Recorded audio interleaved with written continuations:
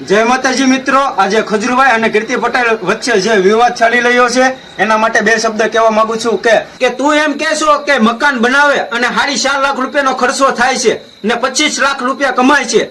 હારી માની લીધું કે ખજુરભાઈ 25 લાખ રૂપિયા કમાય છે ને તારા ઇન્સ્ટાગ્રામ અને યુટ્યુબમાં કેટલા ફ્રેન્ડ ફોલોવિંગ છે. તે ગરીબ માટે શું કર્યું? 5 રૂપિયા દીધા.